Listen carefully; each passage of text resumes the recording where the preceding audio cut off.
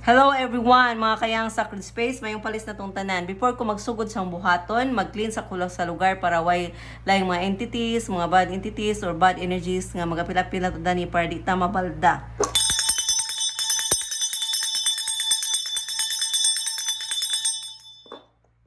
Karon akong buhaton kanang naay mag-explain ko kung unsa ni akong gipamuhat kay ngano daghan mong mangutana kung unsa ning metaphysics. So daghan mo na kung unsa ni akong mga gipangbuhat, unsa ning mga ingon ani kay like example daghang mukuha sa akong mga charm, ingon ani ba, mga charm, mga ingon ani mga potions. So daghan pa ni sila nga klase ha, dili kay maoran ni. So kanang gusto ko makasabot sila unsa joy gigikanan daning tanan ngano nga ang mga substance aning mga gemstones kaning substance aning mga herbs nganong makaapekto sila sa tawo nganong mosunod atong lawas.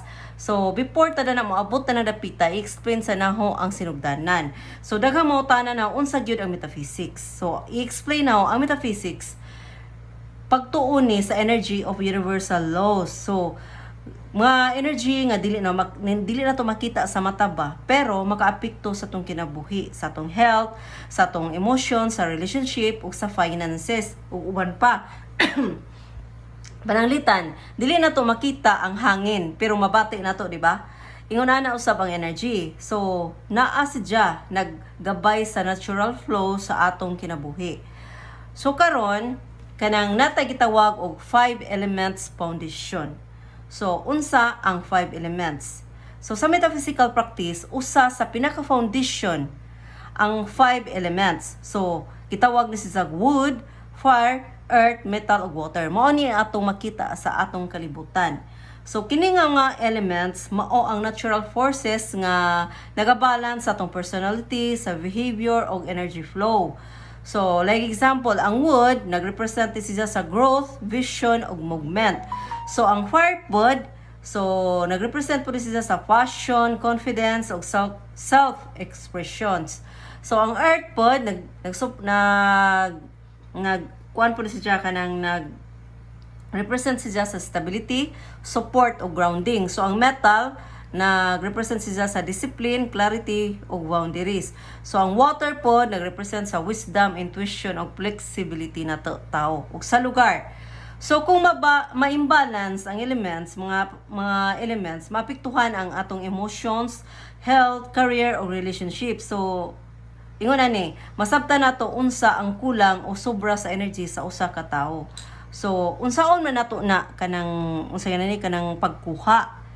Unsaon nato pag-determine nga kulang ka sa wood or fire ba or earth ba or metal ba or water ba. So kuha na nato moari sa tasa gitawag og 5 arts of Chinese metaphysics kaysa ikatulo nga arts gitawag si art of destiny analysis mao gud na si jay og sa kuan pa og sa doktor pata kanang mo jud say unahon kanang ipa kuan sa ka kanang ipalab sa kauna ba ipalab sa kauna like kanang gitawag og kanang sana kanang cardiac panel mga yunana. So, murag nga na rapod ang kanang art of destiny analysis. So, nagabase na siya sa imong data, sa imong birth. So, unsang tuiga ka na tao, buwan, pitsa, ug oras. Karon, unahon sa na og explain kung unsa ning 5 arts of Chinese metaphysics. So, ang Chinese metaphysics, nag-develop siya sa 5 arts nga gamit para ma-analyze o ma-align ang energy sa tao ug sa kanang atong environment. Kini nga arts nag-connect gyud sa kanang 5 elements ba kay matag art nag-utilize siya sa elements para ma-balance ang energy sa lawas o sa environment. So number 1 nga kanang sakop sa 5 art of Chinese metaphysics gitawag siya art of the mountain. So unsa man ni siya? Kuan sa 5 art of the mountain, art of medicine, art of destiny analysis katong gigon ganiha nga kanang moon ang art of destiny analysis mo na siya kanang kuano ng tao ba kanang check up pon si ba So tan-aw na to tanan pinaagi sa art of destiny analysis kay calculation man na pinaagi sa imong date of birth nimo, sa imong tuig, sa imong buwan, sa imong pitsa sa pag-anak ug oras sa pag-anak. Makita na to imong blueprint. So mo na sa ang art of medicine. So ang ikaapat, art of destiny analysis, kanang art of feng shui, art of psychic. Mo na. So number one sa nga kanang sakop sa 5 arts of Chinese metaphysics, ang art of the mountain. So kani siya nag-focus ni siya sa inner strength sa tao, stability o grounding. So gamit gyapon ang 5 elements para ma-develop ang protection, energy o self-discipline. So ang i-explain nga kita tao natay gitawag og subconscious mind o conscious mind. Karon iuna na og-explain ang subconscious mind. Kaning subconscious, mo ni si Jay atong operator. So, danhi nakastore tanan ang tanang mga panghitabo sa atong kinabuhi. So, karon kasagaran kay emotional mind man ni si Jay. Ang subconscious mind, emotional mind. Ang conscious mind, logical mind. So, ang subconscious mind kay emotional mind man siya. So, tanan ijang gipang tigong, gipang snapshot nga mga panghitabo sa imong kinabuhi, puro na siya negative. Puro siya mga traumatic experience. So, kaning subconscious mind, nag-open man gud siya 1 year ang imong edad nga to 10. So karon kung di ba ang bata magkuan bitaw sila kanang nang maniid sa palibot. So masundog nila unsay atong mga kalaki, unsay atong mga batasan ingon ana. So karon kung ang imong environment kay puro mga negatibo mga tao sa imong palibot, apil na ng mga silingan, di ba? Apil na lang sa mga eskwelahan kasi mga maayo ba na sila diha, mga bully ba ingon ana. So kana diha copy na nato ng ilang mga style. Once nga ang imong edad 1 to 10. So sa ato pa ang subconscious mind nanigom siya og mga experience, mga panghitabo, mga batasan nga dili maayo. So naka-store na siya adto. Karon pag 10 ang atong edad, 10 up na, mo open na pod ang atong conscious mind. So ang conscious mind, logical mind man siya, naghuna-huna siya insakto. Karon bisan kay bawta kung sa insakto nganong dili man lagi masunod, di ba? Kanang ingnon ta sa tong maestra nga dapat mo sa jomog mata para di mo malate. Pero kay nganong malate man ta kay tungod kay nakita po na nimo sa environment kang ubang tao dala sa imong palibot nag-eskwela, waray kurat ba? So nasundog na nimo si Jan, ni copy na ka. So mo na nga mao ang tao ma-failure kay tungod na siya sa unsay naka program na jud sa ikaw 1 to 10 ang imong edad. So lisod na siya kanang naay usbon. So mao nang naay mga workshop para kanang mabayuhak nato, maalis na nato program ang inyong subconscious mind pinaagi sa conscious. Kaya ang conscious mo may nagunaw naging sakto. Ang conscious mo ay atong pakusgon kaysa subconscious. Ang problema man good, kaya ang subconscious mind, 95% siya kay emotional mind lagi. Ang imong brain o heart, ang brain nimo naa sa connection. Ang subconscious mind nimo na si ugat dadto nga nakakonek sa heart mo nang kusgan ka adyo kay kusgan mo jud ang feelings, ang emotions nato. So karon ang logical mind kay wala. So mo na nga kanang masunod jud ang kanang nakabutang sa subconscious. So depende ra pud na kung imo pong gidak-an kay mga positibo nga tao, so positibo tong naka-program didto, so way problema, di ba? Nagdako ka nga positibo ka, so mo na nga kasagaran ingana panagsara pod kay kasagaran brought up sa ginikanan kanang mga kaniadto bang mga panahon. So nadada na, so mao na nga lisod siya usbon kay generation to generation naman. So man ang kinahanglan og biohacking, dako kadyong trabaho. So naay mga manang ako apil na ang kanang naay sa ang life coaching part na siya, sakop na siya sa art of the mountain. So it's about self growth development. So dakong trabaho nga kanang kinahanglan pa nga kanang ibayuhak ang utok sa tao para kay dako kadyog impact man ang atong subconscious, ang atong mindset. Dako kadyog nag-impact. So karon maghisgot na puta sa ikaduha nga kanang arts of Chinese metaphysics, gitawag siya art of the mountain. Art of medicine. So kani siya energy healing approach gamit ang mga elements, herbs, crystals, mga na lifestyle para mabalance ang body energy. So karon gistadihan na mo danha dining dapita ang mga gemstones, unsay mga kanang naay sangkap nila, unsay naa nila substance nila nganong ang tao mosunod. Ang mga herbs pod napod sila ingon ana, like example kanang musud kag spa kabantay ka, so ang gihimo og mga oils di ba gikan na sa herbs. So kung pag musud kag spa na ay naibaho sa lavender o chamomile, mo relax bitaw ka, mo relax kag kalit. So na-feel na ba na ninyo, naka-experience na ba mong ingon ana? So mo na siya nganong musunod man tong lawas nga sa baho raman, nabahoan raman na to. So mo na among gistudihan daning art of medicine. So ang mga gemstones pod nagrepresent po na sila sa 5 elements nga gitawag og kanang wood, fire, earth, metal, og water. So karon naay mga grupo sa gemstones nga sakop siya sa fire, kani mga ingon ani, mga puhon. Diya ang mga kanang blue sa water, ang mga brown sa earth, ang mga kanang silver or gold sakop siya sa metal ingon ana. So ang mga herbs pod napod ingon ana na kanang kuan po na sila, kanang mga grupo-grupo ba nga sakop sila sa 5 elements. So kanang naay ingon kani daghan magumanggamit sa hong mga kanang naay mga charm, mga potion nga kanang naay mingon sila gusto ko na pero dili na mahimo kay nganuman laylahi man mo og mga elements. So kung ikaw fire element then weak ka, so more on fire element nga mga gemstones or mga herbs ibutang na sa imong jar, like abundance jar. So ano yung pag abundance jar kung ang so datong kuan water element siya, so dili sa para imo ning ana. So ang 5 elements nagrepresent maguna sila sa 5 areas of life nato. 5 areas of life. Unsa man na sila?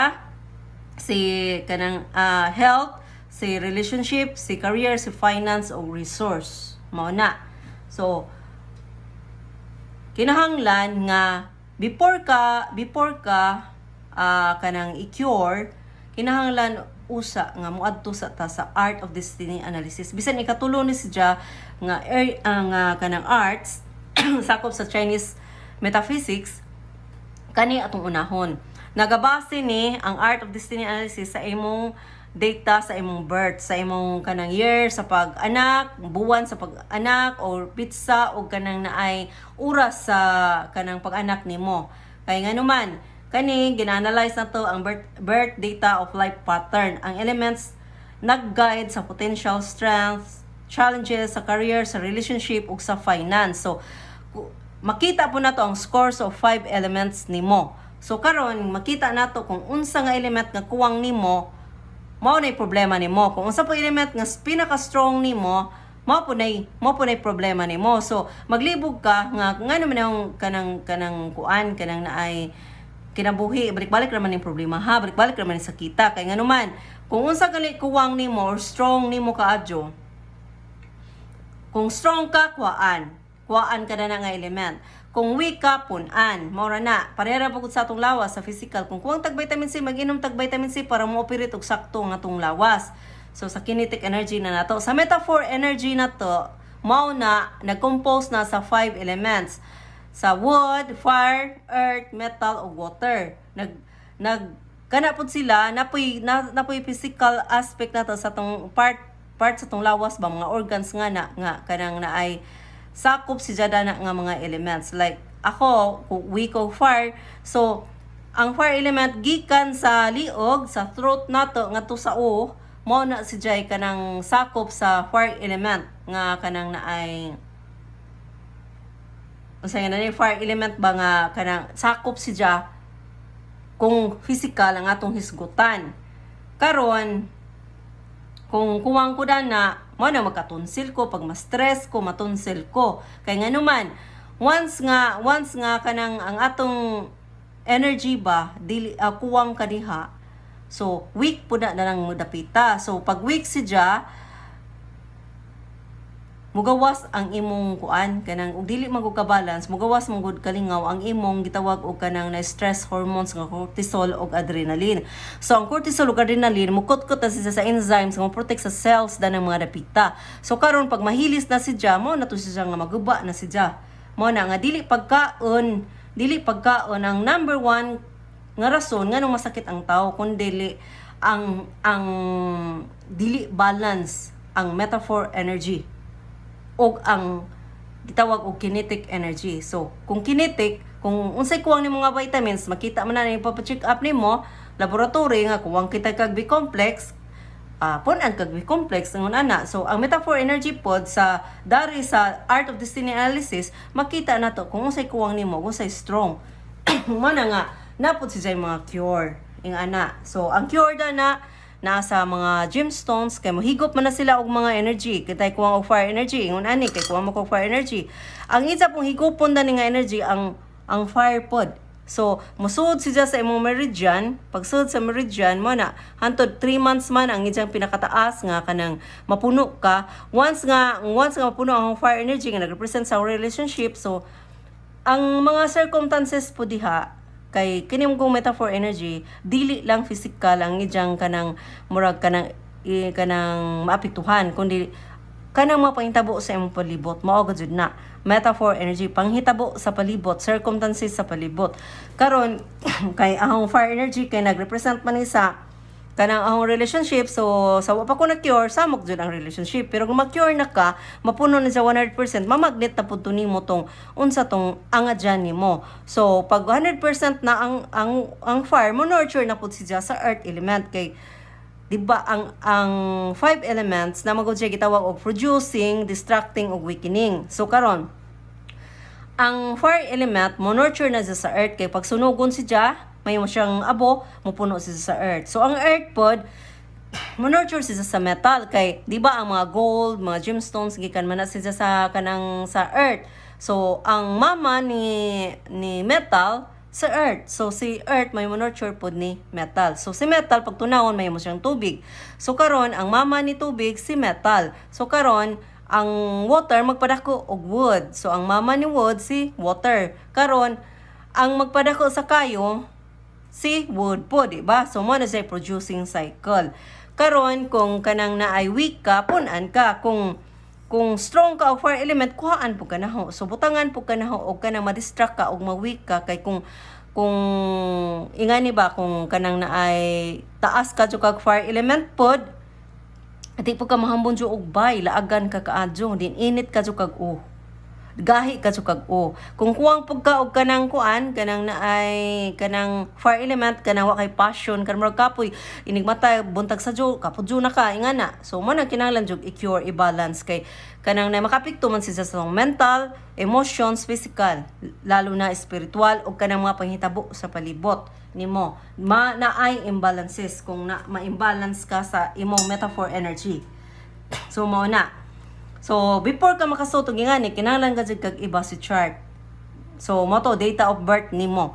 Mo nay kwaon na to para kanang ma-determine na to nga unsay problema nimo.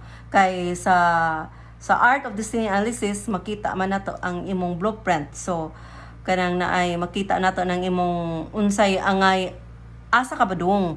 Unsay angay nimo nga kurso, kinsay angay nimo mabana or maasawa nga mo nurture si nimo nga na ba ja kanang unsa nga lugar asa ka dapit magpundo sud sa imong panimay or asa kang dapita ingana og mahibaw-an po nato unsay career nimo unsay business nimo nga sudlan ingon ana tanan makita nato tanan. So profile strength kana na ay wealth strength nimo. So mo jud importante ang wealth strength nimo asa ta maka-generate og wealth. Unsa nga trabaho, unsa nga kurso, unsa nga kanang naay business ngay musudlan dili kay magtaka-taka.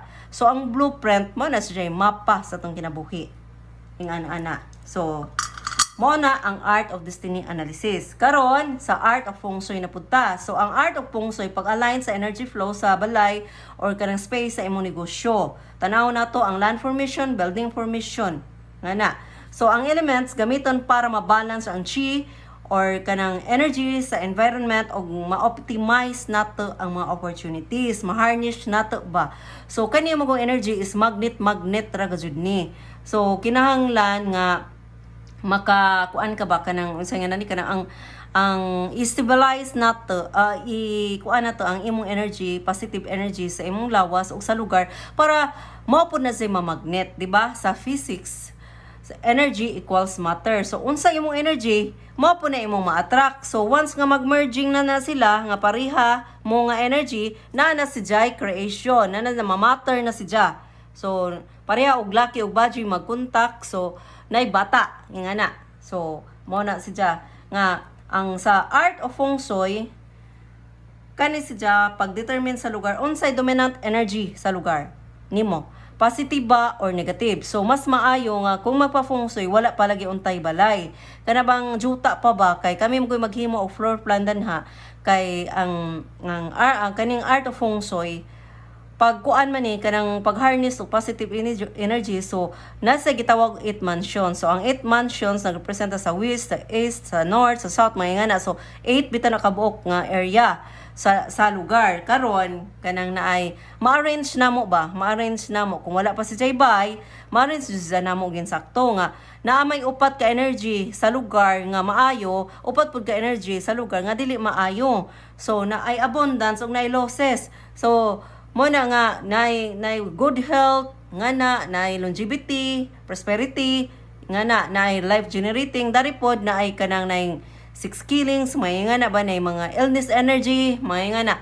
So karon pag makuha man na namo sa lupan kompas, makuha namo kung asa tong dapitang mga energy nga maayo, adtoy butang namo inyong kwarto, inyong kananan, inyong sala, ug mga lugar nga dili maayo adto pud ibutang namo ang mga CR, mga sink, o mga kanang naay storeroom. Nga dili ka ng mga lugar ba, nga dili ka jo ninjo punduhan. Kay nga naman, once nga makapundo mo sa lugar, lalo na negative, musuod na sa inyong kanang nailawas, 30 seconds. So pagka 30 minutes na mo'y bation. So nga naman na, ang ilang laruon manggudana ng mga energy ha, injong hormones, atong hormones. Karon na gitawag happy ug sad hormones. So karon kung musud tong mga katong negative energy sa inyong lawas, kalit ra bitang mugsapot, kalit ra mo na kainumdum sa mga sauna, ingon ana mo kalit ra kamaot jung mood ba. Tungod na sa energy nga nisud sa inyong lawas kay natap ninyo ang lugar nga dili angan dyan, dili favorable, dili producing sa inyong energy nga na. So, inyong mation na is kanang mo kalit ra mo ka-depress. Kay nga ni mandar naman ang kanang naay subconscious mind, kay subconscious lagi mo lagi na emotional mind. Sisay maka-feel. Karon kung mga sad to si jang kanang bija nga energy, automatic mo mandar ang subconscious nga gisapot ko. Karon mudagan si jang ato sa hypothalamus, ang hypothalamus nabutang na sa taliwa sa inyong kilay. Karon kana sa hypothalamus mo dawat si jag kana information gikan sa subconscious nga gisapot ko. Karon ang hypothalamus na pod mo mandar na pod siya sa pituitary gland. Ang pituitary gland naana si jag kanang ubos kanang punuan sa inyong ilong. Danha mayngan ang hypothalamus gisapot. So karon kanang lahi ang pamati ron, bija ang pamati nga na.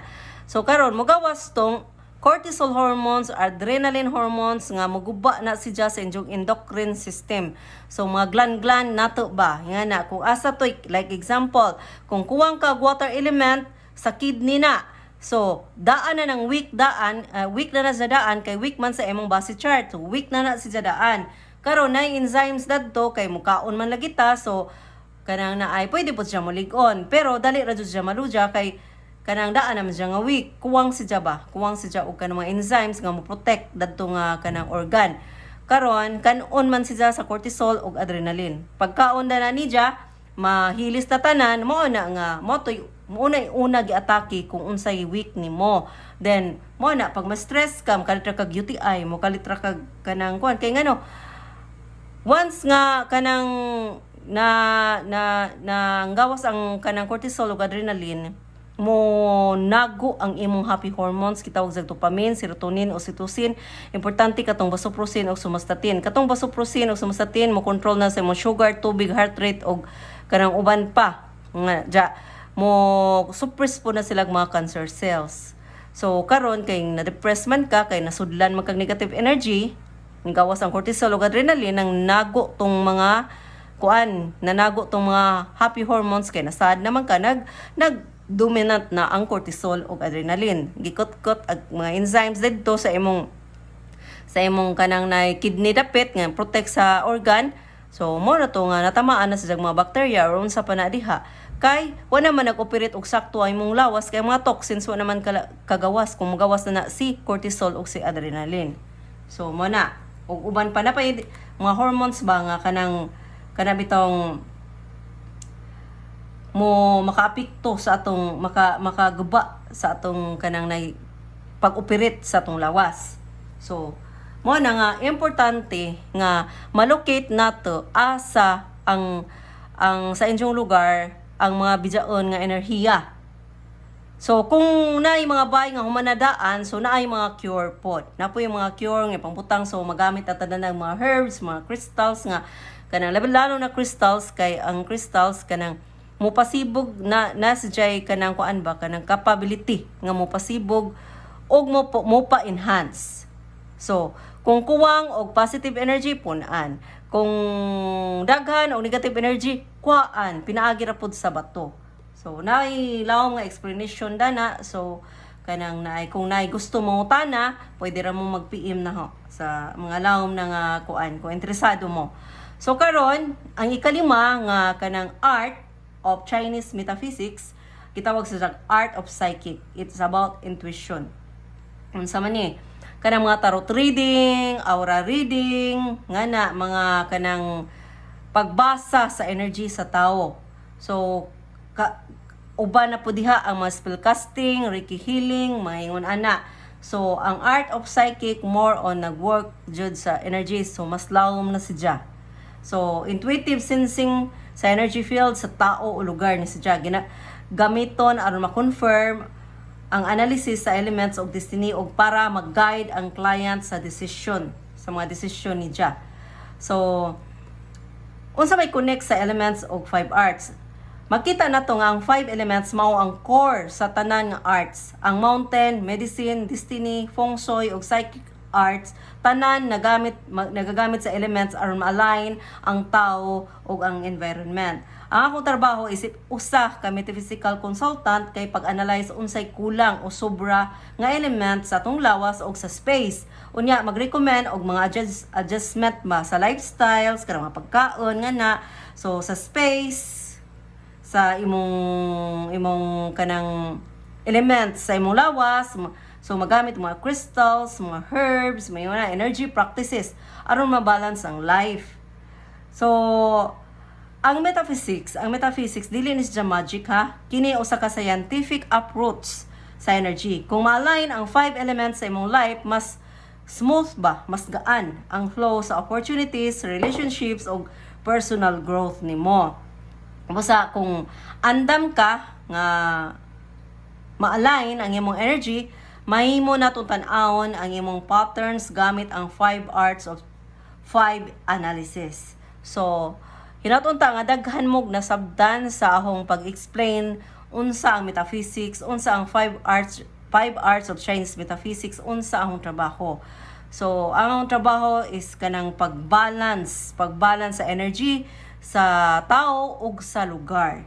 So, ahong nakoy ikuan kanang nay uban nga kanang mga belief ba nga parte sa mga gemstones nga mayon bitaw sila nga kanang masudlan na og kanang panuway, mga ingon ana ba sa kalibutan. Ang naghimo sa kalibutan ang atong highest power, way labot ang panuway sa paghimo sa kalibutan. So how come nga naay butang sa kalibutan nga tag-ija na ang panuway? Depende na sa nagsuot sa intentions.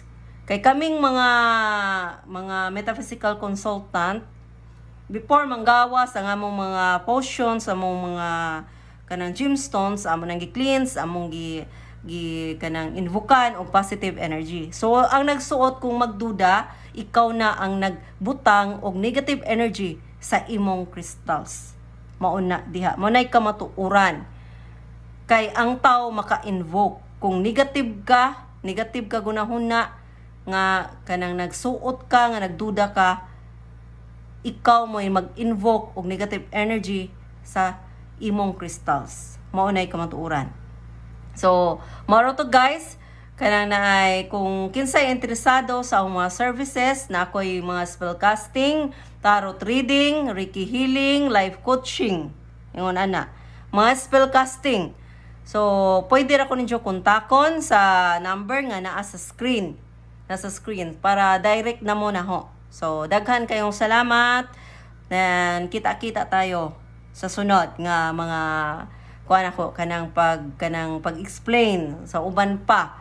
So, sunod mag-introduce ko sa mga produkto nga hinaut-unta nga kanang namoy nasabtan karon para sa sunod nga pag-explain sa mga products, sa mga cures, dali na mo makasabot. Thank you for watching, guys.